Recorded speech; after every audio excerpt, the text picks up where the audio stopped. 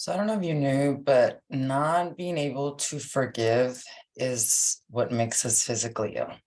Holding grievances, basically bypassing those places where we're still attacking or feeling like we're being attacked. Those things are what actually make us physically ill. But what if I also told you that, interestingly enough, not being able to forgive and running away from our past and our roots is something that's actually programmed in us. And it's programmed in us through a lot of shame because it is understood that when we run away from our past and when we don't honor our roots, the healing will never actually fully come to circle and take place. It's actually also what prohibits us from understanding and being adaptable to the second principle of ancestral healing, which is compassion, which is what we're going to be talking about today. In this episode of the Sovereign Women Movement podcast, we're going to be exploring exactly how this second principle of ancestral healing, which is compassion, works spiritually, but also scientifically as it relates to your brain, to trauma, and how the practices of Kundalini yoga can actually help us develop more compassion to regenerate our brains so that we can truly, truly be able to connect to our own inner sovereignty, which is liberation from these patterns of pain. Satnam and welcome every one of you, wherever you're joining us, whether you're subscribing here to the podcast on YouTube or podcast on Spotify, Facebook, or Instagram. We love you, and I love you so, so much. And I welcome you all to this beautiful month of April. Yes, here we made it to already April, which is like a flash. It really, truly is. And I am feeling a lot more calm and relaxed. I've been sharing a lot in my stories of this new red light therapy that I started to use with my Kundalini yoga practice that has really just helped me so much in further calming the nervous system and just more healing as it relates to my cells. I don't know if any of you have ever heard of this, but this was actually red light therapy was actually started in the 1980s, 1990s, and it was done for astronauts. So first they discovered this red light therapy actually grew plants a lot quicker in outer space, but then they also discovered that when the astronauts came back, that they would put them under this red light therapy, and then the wounds that they came back with would heal a lot quicker.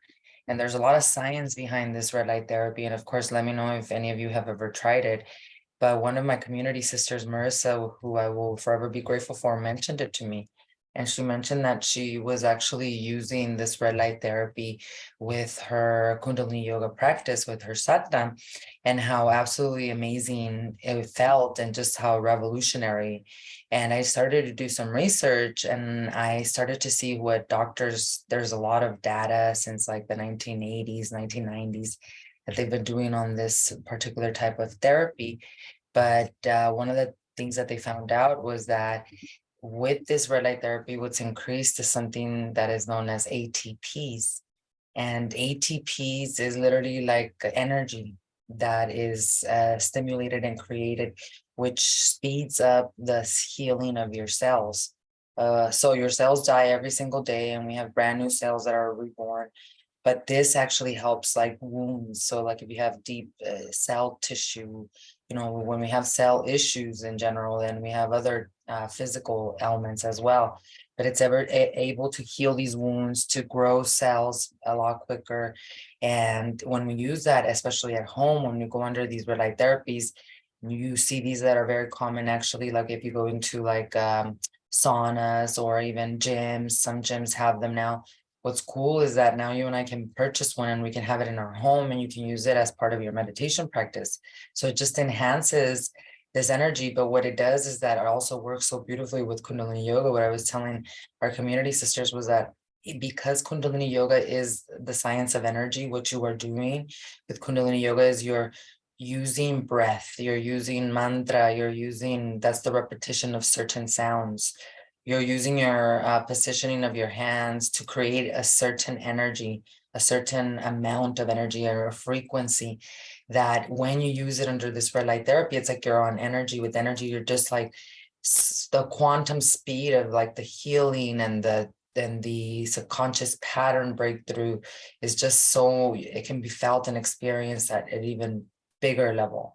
And that's what's exciting about this new era that we're entering, because although there's a lot of things that will need healing and will continue to be transformed in our world, and if you look at the news, you'll turn depressed immediately, because it would seem that everything is going wrong. Then you're gonna miss the boat of all the amazing things that are also coming down the pipeline. For example, this technology, right, that now you can go to Amazon even and pick up a red light therapy for $100, let's say, where before it used to cost, $5,000 or $10,000, and you had to go somewhere to actually get this type of therapy. The positive of this great time and change for humanity is that there are going to be way more solutions for healing that are going to supersede our old ways of pharmaceutical abuse, especially, which is why, like, if you think about it, the old ways of being, it's like these pharmaceutical industries have basically toxified and created addicts and created clients instead of healing solutions for humanity. Now they're holding on dear tight, because now if we can do red light therapy and we can have preventive medicine like kundalini yoga, or we can do herbal medicine, plant medicine, to actually heal ourselves, and we don't need to be basically slaves to a pill for the rest of our lives, then more and more people are going to just take those routes, and more people are awakening to that.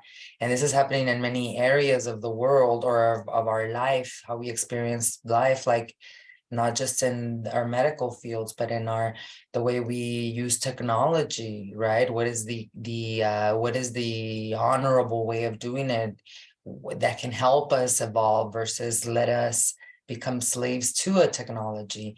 What is changing also so much is like our economy and our government, and how we are of the people, because it's age of Aquarius versus one person. So you see how the world is changing so quickly in so many different ways, but we have to, especially as a collective consciousness, look at what is the positive, what are the things that can be contributing to the evolution, not the destruction. Because if you participate also in only the fear mongering, then you're going to also bring down the level of consciousness for yourself and for those around us. And for that, it requires a stable nervous system. And that's why even today's principle, we're going to talk about the second principle of ancestral healing, because you all know that we've been going through a series of videos where every week I'm sharing with you the 7 principles of ancestral healing. And then we're adding a meditation, a kundalini meditation, to help us integrate and really apply that principle in our life, physically, spiritually, and mentally. That when I talk about compassion, I think a lot of people can tune out really quickly and think, oh, that sounds like all love and light, new age jambalaya, when we don't realize that this second principle of ancestral healing is better understood scientifically for many people as it relates to the brain, which we're going to talk about today. But also, if understood, we would be so more focused and applying this and making this our reality, because doctors know that compassion fosters well-being. It fosters us not only physical health but spiritual health. Yet there's so many blockages for us to do that because of our old ways of being, of even believing that we are separate, and that we need to compete in order to shine bright like a diamond. And so the astrology is only representing all of these huge changes that we're all going through, that we can use to navigate these times. And as it relates to April, before we talk about compassion, and we're going to look at the spiritual aspect and the scientific aspect of your brain, and how developing can disrupt serious ancestral karmic patterns of abuse, of poverty consciousness, of trauma, of divorce after divorce, of toxic relationships in your life. And so April is a month that is opening us up to eclipse season, and eclipse season can many times feel very sporadic, because eclipses are energy that you can't necessarily plan for. Eclipses eclipse things out of our lives, especially like I was sharing last week, you set out these rockets of desires for what you want in your world, in your life, what you want to experience. Well, then God, the universe, then provides that platform. But a lot of that times that looks like things falling apart for making space for the new to emerge, right? And we have to learn to trust that process, and through that develop the tolerance to keep the vision, which is developed through our nervous system. And as it relates to the astrology of April, we should never ever be afraid of astrology as a prophecy. Especially, you should never subscribe to somebody who would use astrology to even create more fear, like, oh, this negative thing is going to happen, or this negative thing, because a lot of that time, the reason that they're or sharing so much fear is to keep you in that loop of like codependency, right? Because fear makes you need them. But there's always a, what I would call, no good or bad, it's a dark shadow, or dark aspect and light aspect of the energy. And you as a consciousness, you are somebody with a consciousness. Most of us are unconscious 95% of the day, which is why we meditate. But you have consciousness, and you get to decide what to do with that energy. You're powerful. And that's the whole thing that we're all remembering. We are the receptors, we're like we have this vehicle of that we call the body, that is a receptor of consciousness that expands through beyond the body. But where you focus your attention, where you focus your consciousness, is what you're experiencing in this world. So your job in this incarnation is to train the mind, to heal the mind, so you can experience through your consciousness what you want to experience. That's why this whole world is a trance. So you meditate, you get to decide what trance you get to experience, or else you're giving up your sovereignty and giving it up to a trance of fear. If all you are feeding into your consciousness is the news that are saying fear, fear, fear, or if you're constantly not setting the boundaries you need to set, full moon and Libra this week, with relationships that constantly drain you because they are in this unconscious loop of dark aspects of the energy, right? And so those are things that you need to learn to be aware of and learn to decide for yourself as a being with free will in this 3D. Because ultimately we have no free will, but we have only the will of God. And so this astrology for the month is it's potent. We got the eclipse to prepare for. You can go to my Instagram. I created a diagram that actually gives you the dates and what each of the transits actually mean. And also, one of the things that I shared in my Instagram post just recently, it was just a couple of days ago, so go check it out, is how to use your astrological chart, which is really easy to pull now. Another thing about Pluto and Aquarius, right? This is a whole new era for humanity, brand new revelations and healing. Many of us understanding ourselves more. Why? Because we also understand tools like astrology, which help us know ourselves more. Now you can go online. You couldn't do this before, right? Go online, put your birthday. You do need to know where you were born and what time, to be more exact, and plug it in, and it'll give you a free astrological chart. And it's so easy to then like pull up a video on YouTube and learn how to read my astrological chart. It'll take a few minutes, right? And you understanding this astrological chart, you can really navigate with what's happening each of the days or these major transits. And you can use this for your personal relationships, for your business. This is why JP Morgan Chase, I always use this example because he was quoted as saying, millionaires don't know astrology, only billionaires do. Why? Because you could use these transits to direct your life and learn to make decisions and understand why you're moving through a certain thing. So if you go to my Instagram, you'll have some tips on how to do that, how to read that chart, and how to understand it more, especially if you're someone that carries a lot of ancestral karmic patterns of these poverty consciousness, or like a lot of divorce, toxic relationships. Maybe there's a lot of anxiety patterns or abuse patterns in your life. Then you'll be able to look at your chart and see, oh my gosh, there is a lot of energy or in the specific house that actually shows why I'm dealing with these karmic patterns. So for me, when I first had my first reading, I had somebody, an astrologer, do it for me, a professional one, because I really wanted to understand my astrology chart myself, and I wanted to understand myself more. And it was really a heart opening. And I've used astrology to make major decisions in my life. Like even when I left the real estate market back in 2000, like 4 years ago, I don't even remember when it was, but I understood my chart. I knew when it was the time to finally let go of that 15-year cycle that I was closing. And looking back, it was like God and my astrological chart was just positioning me in the right place, exactly where I needed to be, especially with what started to happen right afterwards. So you can use these transits to really learn more about what you're working through, what specific area of your life you need to really level up in, and where these patterns are repeating themselves, so that you can use techniques like meditation to actually meditate on these specific days to clear, because that's what these dates give you. Like, for example, this week we have a really powerful full moon in Libra. It's happening on the 5th or 6th, depending on where you are in the world. Most of us is the 6th, which is on Wednesday, I believe, or Thursday. And in Libra, it's all about basically harmony, bringing balance, justice, but it's also in this one, especially in relationships.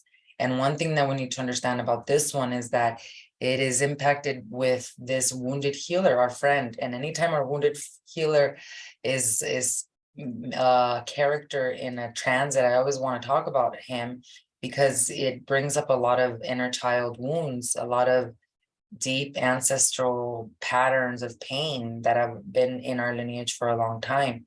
And what I'm referring to is, for example, in this Libra full moon, which is happening right around the corner, Chiron, the wounded healer, is like we're sitting right across from that moon.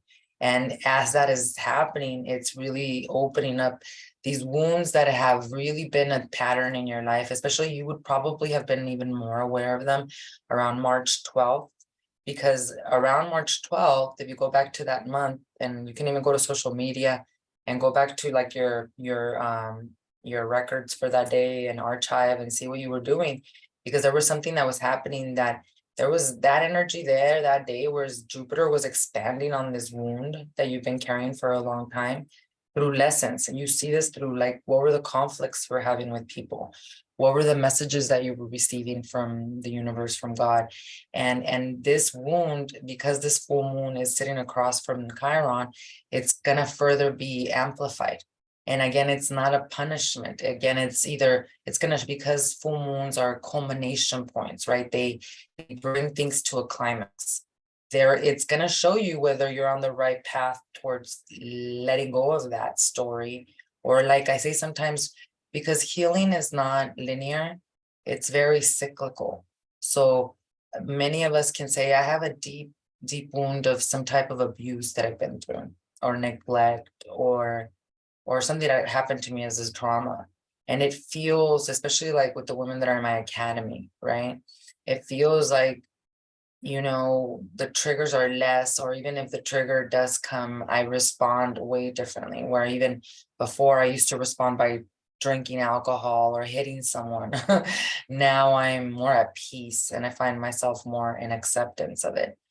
So it's not, I think many of us try to give up we give up because we think I'll never feel this pain again, which can happen. Actually, there are many things that I thought I would never say, I don't feel this pain anymore about it, and which I don't anymore.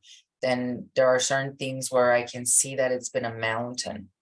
So if this full moon in Libra brings up some pain or some kind of challenge or a conflict in a relationship, because remember, it's in balancing and harmony with our relationships and our intimate relationships, romantic, but also our parents, our siblings. If it brings up this pain, it's more of a, how can I sit with this to reflect on what this theme has been in my life, and what it can teach me about self-compassion, about what it can teach me about how can I respond differently, and understanding what it is that is the painful part. Because if you get to the why the pain, You literally liberate yourself from addictions, from all of these different patterns of toxicity that have been in our lineage for such a long time. So the full moon, you can look at the full moon in Libra, you can see how it's aspecting your specific chart. You can see where it sits on your chart, you can see what house, and now you can see what wound is being turned on. And it gives you so much awareness because you'll see, oh my gosh, it's actually aspecting my fourth house, or it's aspecting my house of business and money, or my house of family and home. And you can look at the patterns that are happening at the full moon, and you can reflect and become aware. It's not about changing in a moment, it's about awareness, because we cannot change what we're not aware of. And healing is not changing, healing is accepting. So then you work through that awareness, and this is where the nervous system stabilization comes through meditation, to be able to gain a different perception and to be able to ultimately accept, because you can waste a whole life, many lifetimes, in learning how to forgive. In fact, we're going to be talking about that today. So you see how this astrology can really help us. It can help us transcend, and it can help us stop and disrupt a lot of those patterns. Like I said, go check out my Instagram post. It'll give you more details on how to read that chart, how to understand it, especially if you're working with a lot of ancestral karmic patterns in your life specifically. And I think it's really appropriate because this week is, if you're signed up for my newsletter, you can go to veronicabarraganiam.com/disruptor, and you can sign up for my free newsletter. It goes out every single week, has a detailed look at a specific kundalini yoga meditation for you, spiritual psychotherapy. This week, I'm sending out a little bit of a passage on Easter and the resurrection and forgiveness, because we are coming up to Easter for those of you that celebrate. And it also gives you a little bit of a background on the meditation we're practicing for the week and ancestral guidance, which I want to kind of talk a little bit before we talk about compassion, because it really helps us put into perspective how important it is for us to understand that healing is self-acceptance. Healing is shining bright and being authentically you. In fact, one of my favorite doctors, Dr. Gabor Mate, you all know that I always talk about him. He talks about the things that make us ill and the things that make us sick. And one of the reasons we get so sick is because we're not authentically ourselves. And it all starts with all of these emotions that we repress, right? Like you're young, you're little, and you're told, don't cry, don't get angry, don't this. Or perhaps you grew up in a household where your parents were fighting a lot and you associated their fighting with something wrong with you, right? They weren't happy because of you, because something was wrong intrinsically with you. So in any case, it's like almost we're programmed not to shine. We're programmed not to be ourselves. We're programmed to repress how we're feeling, especially, which is what ultimately makes us really sick and makes us physically sick as well. And so this week's guidance, I think, is so appropriate because we've all rebirthed from this equinox, right? This springtime. If you're in the northern hemisphere, like we all are, like I am, if you are in this rebirth and resurrection mode, because what's happening on Sunday, if you're here in the United States of America, Sunday is Easter, this already. And the sad way we were taught through religion was that Easter was a time of feeling guilty and quiet because our brother Jesus Christ basically had excuse me. Oh my goodness, the incense is really getting at me, but it's absolutely amazing. It's called copal. It smells so good, but it just came right into my nostrils and it was really, really just potent. But Easter brings us a big time of reflection. But the way that it's done through religion is it's done through a way of almost guilt of, look what you did, and look what our brother had to do for us, and now we are safe because of that. Wherein the Course in Miracles, which is something that I've studied for a long time and been teaching it also, the reflection is actually a time of celebration and an understanding that Jesus Christ, especially our brother, came to teach us not about the crucifixion, but about the resurrection, about the celebration of life beyond the body. And that if he was able to be on that cross and say, "Forgive them, Father, for they know not what they do," that we truly can embody that and walk the talk here to be liberated from the pain of the body.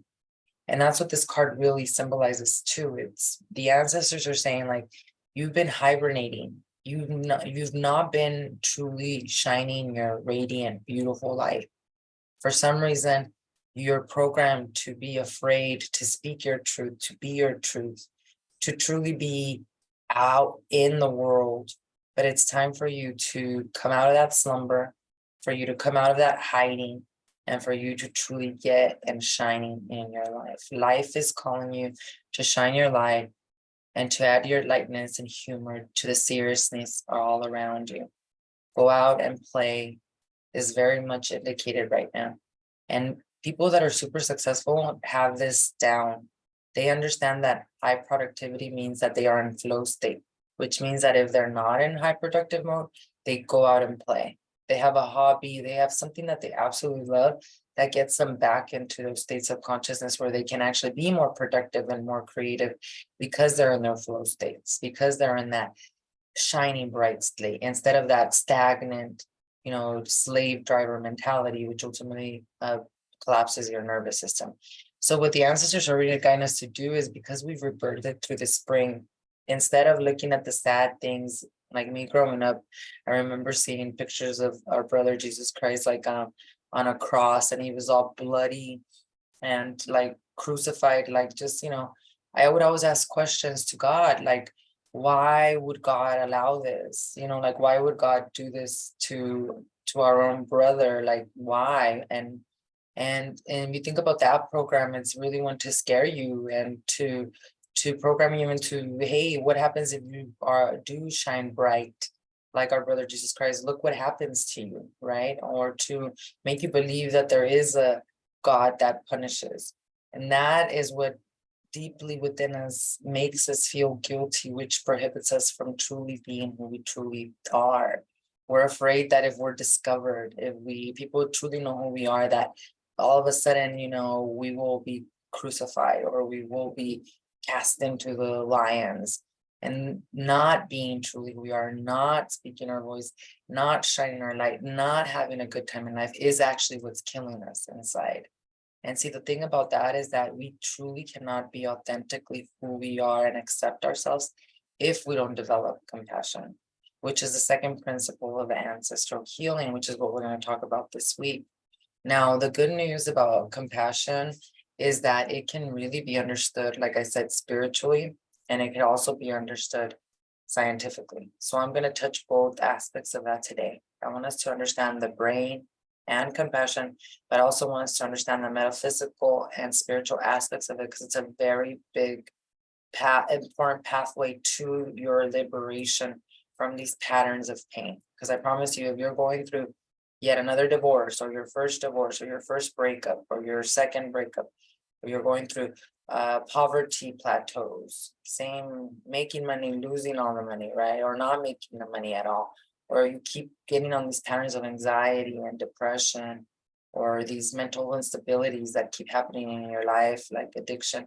It didn't start with you. There's a gene, an epigenetic cell inside of you that is turning on, because the stress is very, very potent right now. And so when we develop this awareness of understanding these principles of ancestral healing, what happens is we can actually get to the root and disrupt these patterns at the level of the DNA. Now, understanding compassion is very important. And the first part is the spiritual aspect of it.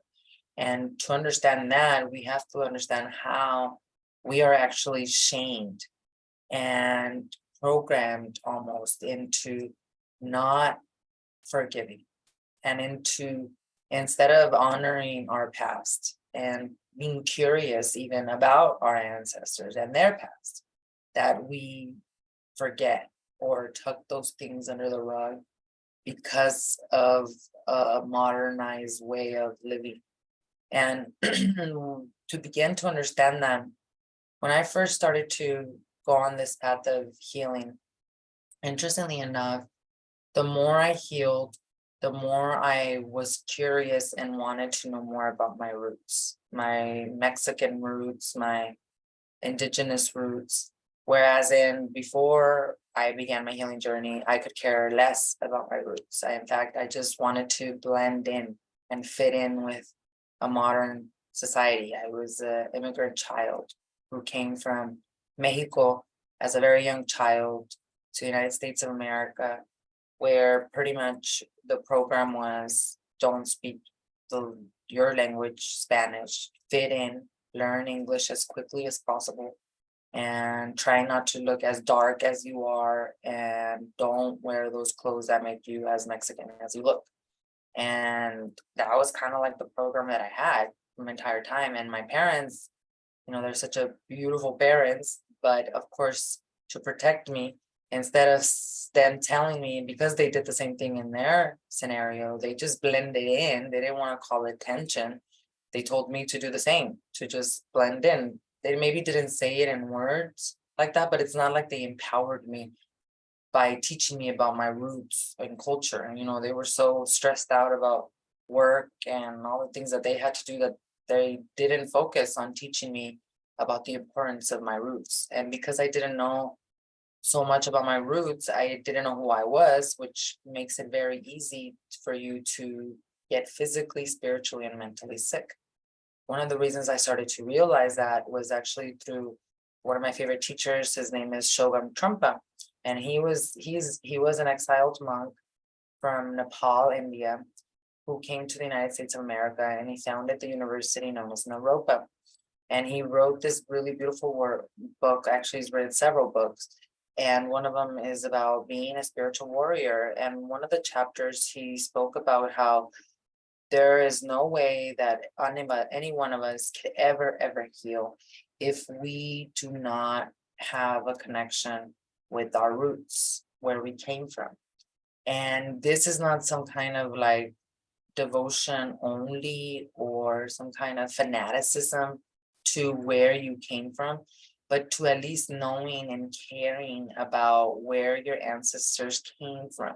Because think about it, if we don't know where we came from, we can't develop compassion for ourselves or for our ancestors. And we take it personal, our traumas and their traumas, not knowing what it is that perpetrated those traumas, right?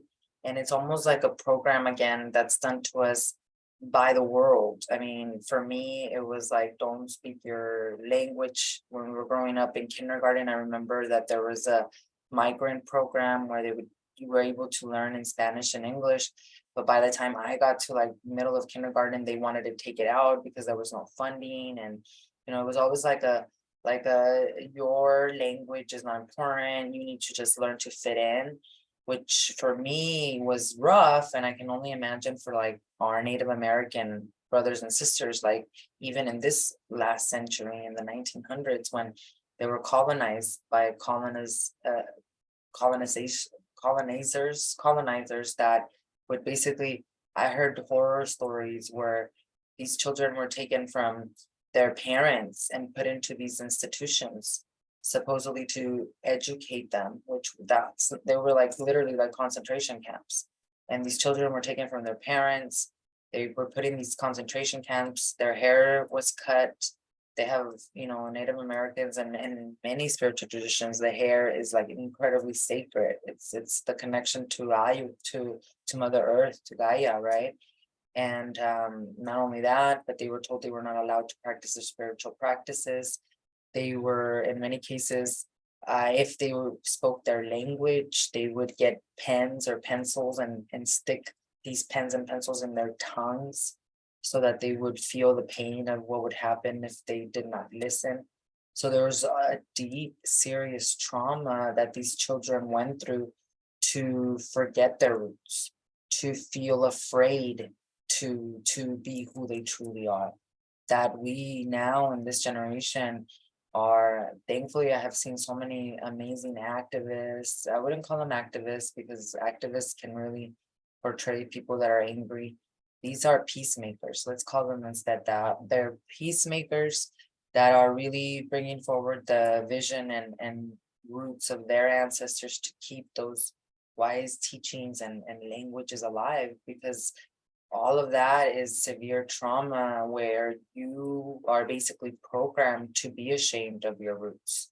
to connect to those truths. And you have to look at how you do that. Have you taught your children their native language? Have you taught it yourself? Do you care about that? I mean, one way that we can do that is by asking questions to our parents, especially if they're still alive.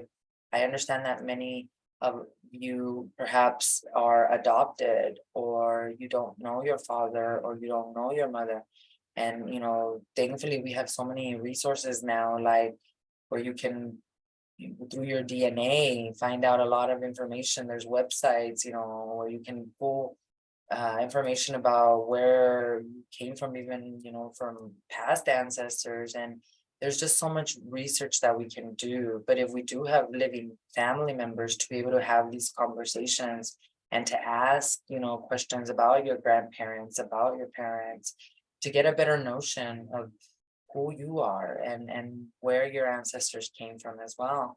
And through that, learning a lot. And one of the beautiful things about the work that I've done, especially when I would practice the ancestral karma meditation, which is actually here on my YouTube channel, if any of you want to practice that one and start on it.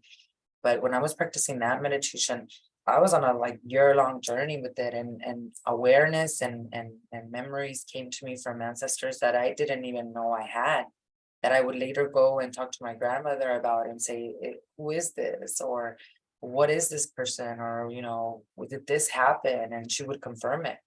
I don't have my grandmother in physical form anymore, but I can connect to her anytime I like. And that's one of the things about this work, this inner healing work, is that you stop being afraid of that connection, and you realize that your ancestors are always there to connect with you as long as you call upon them. And that it develops a lot of compassion in us, because we start to not take things personal. We start to understand where their pain came from, right? And when you don't take things personal, you're emotionally intelligent. You're able to do what Jesus Christ did on that cross, which is what he said was, "Forgive them, Father, for they don't know what they do." He did not take it personal that we decided to crucify him because of his connection to God. And we can do that too. And most of the time, the reason why we haven't healed is because we haven't forgiven. And the reason why we haven't forgiven is because we think that our ancestors, our parents, our grandparents acted the way they acted because of our worth, or because of who we are. And that's where the healing needs to happen. That's where the shifts in perception need to happen. Of it had nothing to do with my intrinsic worth. And many times this is why the reality is that we have to become that parent that we always wanted to have, and do it without a way of feeling bitter about it, instead of in a compassionate way of understanding, hey, you know what? They did the best they could based on their level of consciousness, and I did the best I could. I'm doing the best I could based on my level of consciousness. So it's important for us to connect to those roots, to ask those questions, to really honor where we came from, to also compassionately approach those conversations with understanding that all human beings act only at their level of consciousness and has nothing to do with your own personal intrinsic worth. Now, this I can prove to you. Now, let's talk about the second very important part of compassion, because compassion can be proven scientifically in many ways, even through Buddhism. And Buddhism, the basis of Buddhism is compassion, and there's a whole science behind compassion that can be studied through Buddhism, or also can be understood even with what doctors talk about compassion now. Because we know that compassion, actually, those that are compassionate have develop a better well-being, better physical health, better mental health, better spiritual health.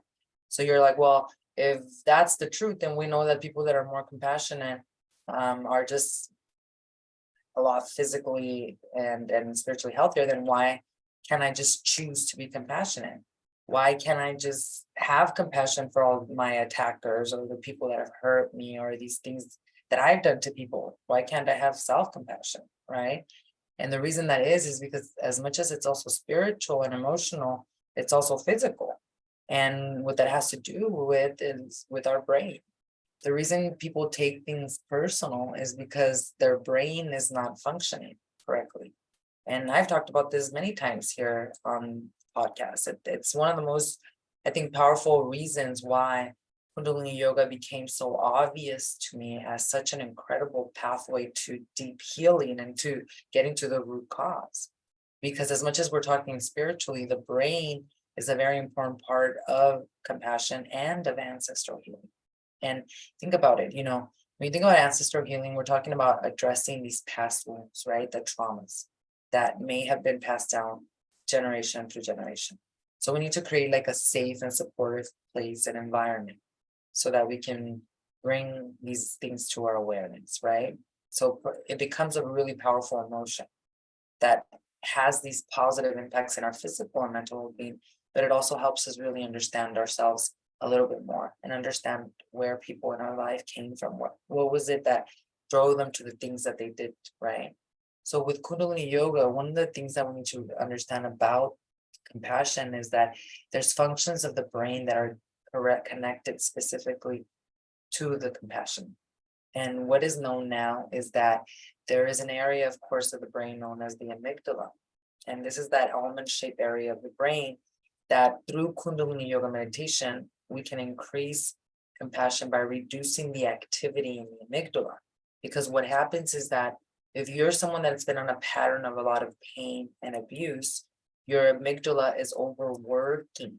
So when you went through the emotional trauma, whether it was in this lifetime as a child, or it's a pattern in your nervous system also that has been passed down through the womb, because your mother's nervous system is regulated in her mother's womb, and you were in your mama when you were being regulated by both your mom and your grandmother. So these are patterns of pain. What happens is that the amygdala starts to overwork itself. The amygdala is our fight and flight. So if it's not healed, and what it's doing is it constantly thinks you're under the same pattern of pain. So like if you were a child and you went through abuse, physical abuse, sexual abuse, right? The amygdala then stopped working and functioning because it started to think, I need to defend myself, fight and flight. So because it stopped functioning, instead of secreting good chemicals to the brain, which actually open up the frontal cortex, it's secreting bad chemicals to the brain, which is secreting bad chemicals to the body, just making us ill. And because of this, the frontal cortex is infected, which means you cannot have compassion. It's impossible. It's basically a chemical interruption. There is no way to have compassion if our amygdala is not working. So what happens in Kundalini Yoga, remember, this is the science of energy where we lighten up the chakra centers, we open up the tantric energy from within us. It starts to activate basically all this energy that starts to create. Specifically, there are meditations specifically for the brain and specifically for the amygdala, which we're going to work on next Wednesday. What starts to happen is it starts to actually function correctly, which means the frontal cortex starts to develop better, which means it's easier for you to actually have compassion. There's other parts of the brain too that are affected. There's a part of the brain that is known as the insula. And this part of the brain, through Kundalini Yoga, it can help us increase the activity in the insula. This region of the brain is what's actually responsible for your emotional processing, a way for you to develop empathy. So when we focus our attention on the body and on breath during our meditations, we actually can become more aware of our own emotions, right? That's why Kundalini Yoga is known as the mother of awareness. We'll become more aware of our emotions, of our sensations, as well as the emotions of others. And now this increased awareness is what actually leads to what? Greater empathy and compassion towards others. This is why, for example, I recently had a community member, Elvira, who actually shared with us how she was looking at her journal and when she started my group coaching program, the Sovereign Women Academy, to where she is now. And she was saying how much she has seen the progress and the metamorphosis that she's gone through. And one of the things that she noticed the most is that she's found herself a lot more in acceptance and not the rumination, right? Acceptance and more at peace. And so think about what that means. I mean, some of you might think, well, that sounds like, airy fairy love and light. But if you are working on these practices that are healing these areas of the brain, like the insula, which is connected to the frontal cortex, which is turning on your amygdala, right? Fixing it, healing it from these traumas, then of course you're going to feel more inner peace.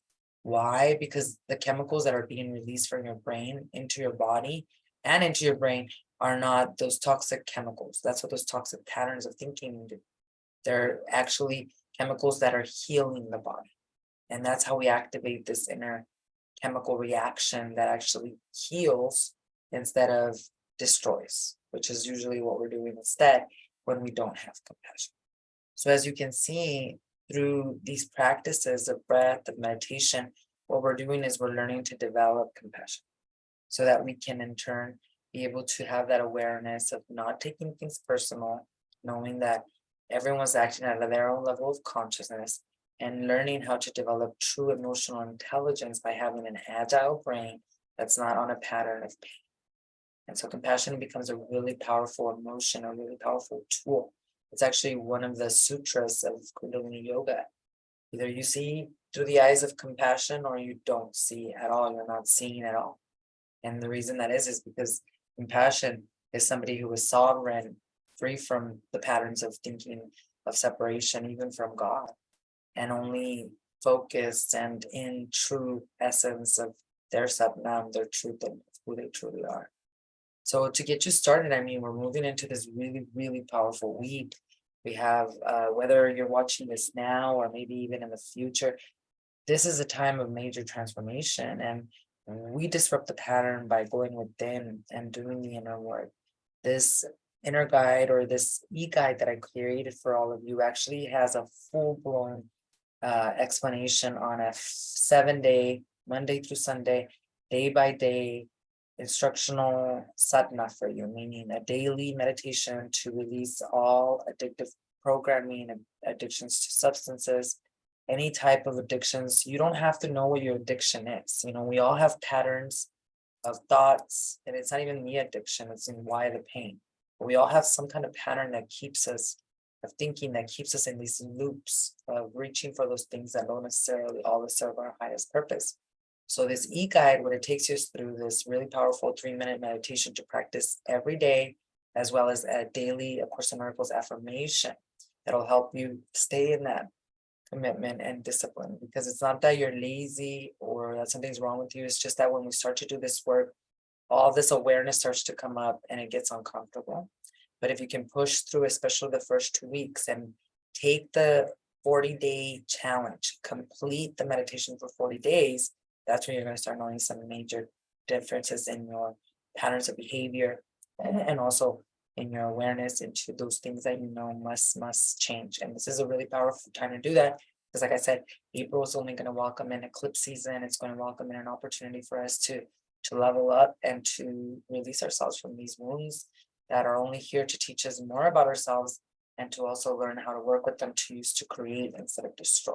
So check out that e-guide by going down at the link below in the comments and get on your practice today. If you're going to do the 40 days, definitely let us know in the comments. We'd love to help you stay accountable if that's something that you also need help with. And like I said, next Wednesday, I will be back. So make sure you set your notifications here on YouTube, because I'm going to be sharing with you a specific meditation to help you develop compassion, to help you specifically go into the healing and the transformation and regeneration of the brain so that we can continue this process of ancestral healing during an incredible time to be alive. So make sure you subscribe to the YouTube channel, like this video. Thank you so much for the like. Thank you for the loves. Thank you for commenting below. And thank you for sharing it with others as well in your community. I'll see you all again on Wednesday, 12 p.m. Mountain Standard Time. Set now.